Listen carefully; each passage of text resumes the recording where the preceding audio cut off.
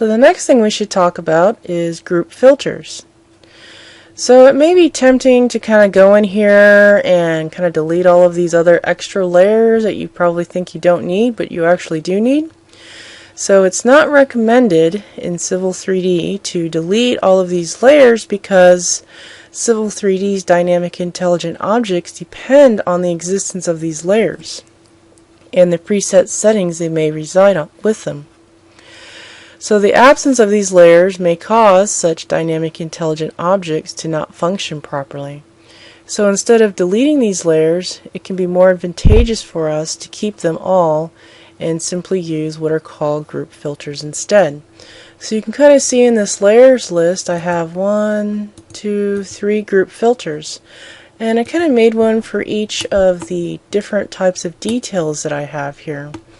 So I have one for the retaining wall, and I have one for the freestanding bench, and I have one for the stepped concrete curb.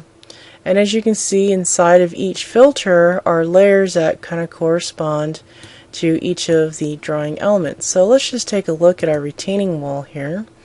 And I'll maybe just zoom in a little bit closer to this retaining wall. Maybe I'll turn things on and off. So this one says L concrete, so if I turn that on and off, we can see exactly what line work is corresponding to that. So by simply having things in a group filter like this, I don't have to scroll through all 245 layers. I only get to see the ones that I'm interested in. The other thing that's pretty useful is up here at the top, you notice you also have a layers drop down thing. So if I click on this, I notice I only see the layers that I've created and not the full 245 layers. So if I click on the all filter, and now I click on this drop down, I'll see all 245.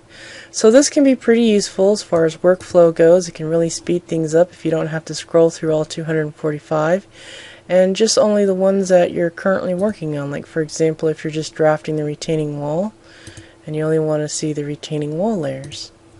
So you're probably wondering, well, how do I make a group filter? Actually, it's pretty easy. All I have to do is go up here to the all, right click on that and choose new group filter, and then I just give my filter a name. Maybe I'll call it test, and there's a group filter. So how do I put things inside of the group filter? Well, usually when I populate a group filter, the very first thing I want to put in there is layer 0 because I want to make sure I always have access to that.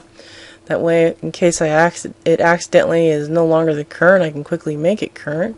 So if I go up here to my drop down, I see I only have layer 0 accessible to me. So let's just go ahead and make some test layers here. So I'll just click over here on this new layer button and call it maybe test 2. Let's do another one for fun and do test 3. And I can go over here and there's a bunch of columns, and I can set the line type, I can set the line weight, and I can also set the color if I wanted to. So if I go to all, it'll also appear here. So there's my test 2 and test 3. If I go over here to test, I also see it here. So while I have this test filter selected, I can go up here to this drop down and notice that I can see the contents within that filter. So I can click on another filter to change my drop down, and I see that one's pretty handy.